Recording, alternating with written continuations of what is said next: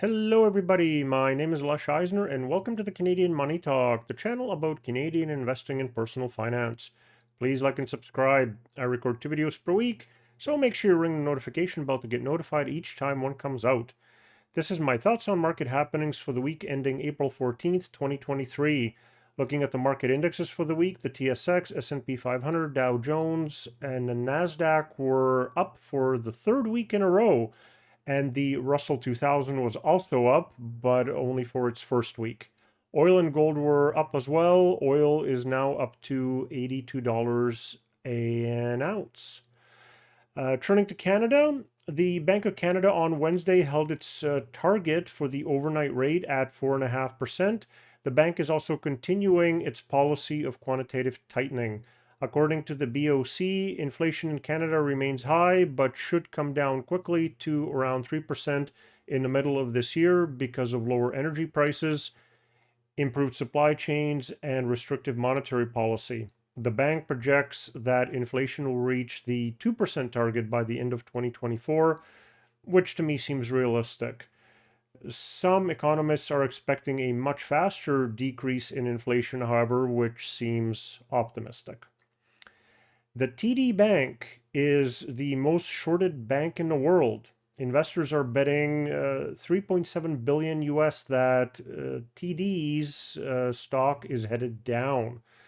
There's 12 billion in unrealized losses on its bonds, similar to what caused the Silicon Valley Bank's problems. TD has a big 12% stake in a reeling Charles Schwab, a US bank, which fell in share price along with other US banks. Much like other Canadian banks, TD has massive exposure to an arguably troublesome Canadian housing market, although other Canadian banks like CIBC are even more exposed. And I think the Canadian real estate has stopped going down when the Bank of Canada stopped raising rates. There's also the terribly timed deal for TD to buy the US regional bank First Horizon, which isn't doing well either. So is TD headed for a Silicon Valley Bank style implosion? Extremely unlikely. It's a highly diversified bank under tight Canadian regulations. But for a banking sector that just wants the world to move on, it's not great news. I think TD is safe and will be fine, period. Its deposits are safe and its share price will recover. In general, banks may lend less and people may borrow less following the US banking issues episodes. And keep in mind that US banks fail fairly regularly while Canadian ones do not. To end the Canadian section on better news, the unloved Bank of Nova Scotia has been doing very well compared to the other Canadian banks recently because it has no US exposure. However, its low PE is remaining low in part due to the new CEO at Scotia, who is not from the industry, and big investors see him as unproven. If he does well over time, the PE ratio for BNS will come back up. Turning to the US, on Wednesday, the US had its consumer price index read for March, and the core CPI came in as expected, even if the year over year was higher than for February.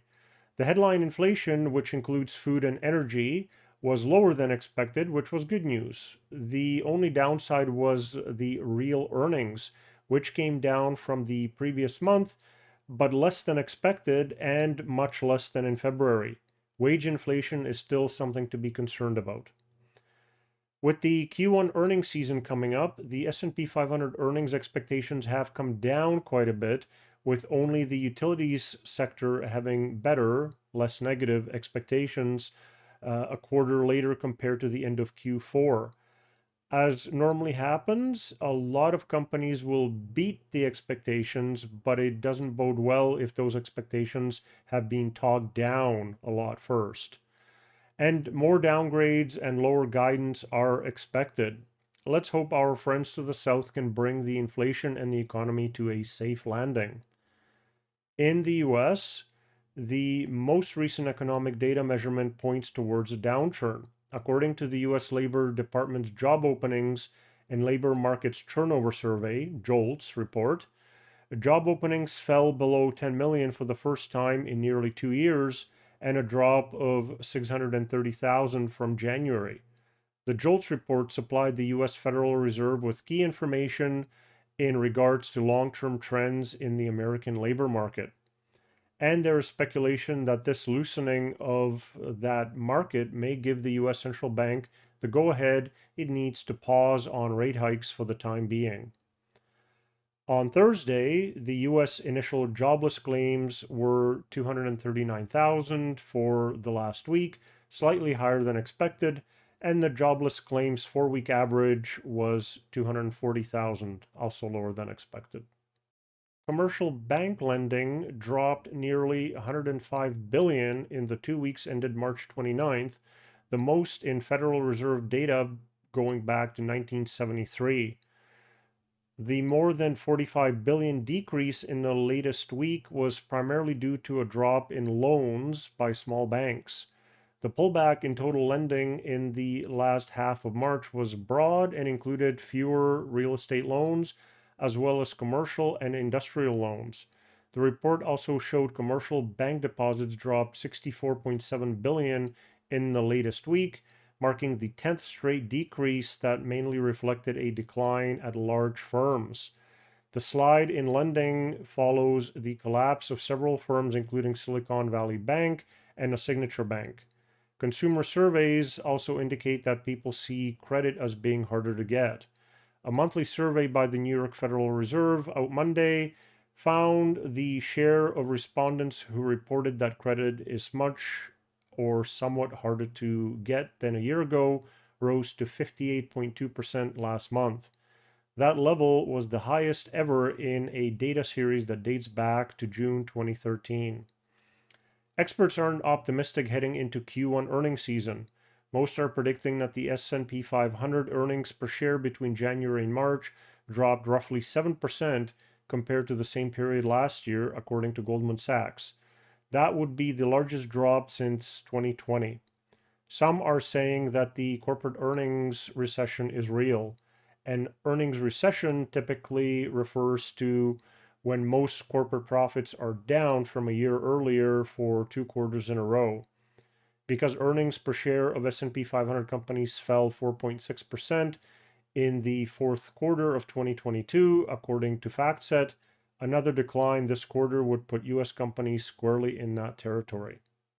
The U.S. Fed meeting minutes from March are indicating that the Fed members are seeing the bank crisis as something that can cause a recession. Since the bank issues were caused by losses in bank bond investments, which were caused in turn by increased interest rates, the US Fed caused the expected coming recession, albeit indirectly. Note that if the bank holding those bonds does not suffer significant withdrawals or has other sources of liquidity to fund the withdrawals, the bank can wait for the bonds to mature, getting back the face value of those bonds and not have to sell the bonds at a loss. There's an opportunity cost, of course, in not getting higher interest from the new bonds, but it's not captured on the profit and loss statement. Turning to Amazon, Amazon CEO Andy Jassy is confident that cost cutting at the e-commerce giant will improve the business. He said in his annual shareholder letter out Thursday that he's spent the last several months taking a, quote, deep look across the company, business by business, end quote, to assess unit revenue, operating income, and free cash flow. Quote, in some cases, it led to us shuttering certain businesses, end quote, Jassy wrote, talking about the telehealth service and other experimental projects that Amazon cut in recent months. The company also laid off 27,000 employees, the largest cuts in its history, and instituted a hiring freeze for its corporate workforce. Quote, I'm optimistic that we'll emerge from this challenging macroeconomic time in a stronger position than when we entered it, end quote, Jassy wrote. Now for some bits and pieces. Global growth will bottom out at 2.8% in 2023 before rising modestly to 3% in 2024, according to the International Monetary Fund. Emerging markets and developing economies are expected to do significantly better than advanced economies. This is finally supporting my personal investing thesis of growth being in the emerging markets. Public debt as a ratio to GDP soared across the world during COVID-19 pandemic and is expected to remain elevated, posing a growing challenge for policymakers, especially in an environment of rising real interest rates. Whether real interest rates will remain elevated in the long run or converge back to pre-pandemic levels will have crucial implications for debt sustainability. And finally, Alibaba came out with its own version of generative AI, ChatGPT, which was received well by the market initially, even though it sounded like it would be less functional than the real ChatGPT.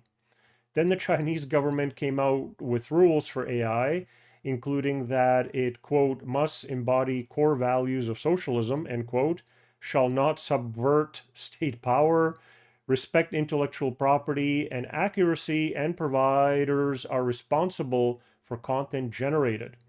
Especially that last point raised a lot of questions as to whether it's Alibaba who's responsible or one of the sellers on Alibaba that's responsible. Finally, turning to next week, we have Q1 earnings reporting in full swing. So companies reporting next week. On Monday, we have Charles Schwab Bank, which will affect TD since they own 12% of it. On Tuesday, we have Johnson & Johnson, Bank of America, Netflix, Lockheed Martin, Goldman Sachs, United Airlines, and the First Horizon National Bank, which TD is buying. On Wednesday, we have Tesla, ASML, IBM, Rio Tinto, Lam Research, and Alcoa. On Thursday, Taiwan Semiconductors, AT&T, American Express, Nokia, and Seagate. And on Friday, we have Procter & Gamble, SAP, and Schlumberger, which is on the list only because it is fun to say. Economic events next week. Tuesday is the big one for Canada, which is the Consumer Price Index. In the US, we get the housing starts. On Wednesday, Canadian Industrial Product Price Index, US crude oil inventories. On Thursday, we have US jobless claims and US existing home sales. That concludes my thoughts for the week. If you have any requests on what you would like me to cover in future videos, please put that in the comment section. If you would like to get in touch, please reach out on any of the social media channels, and may you have a profitable day.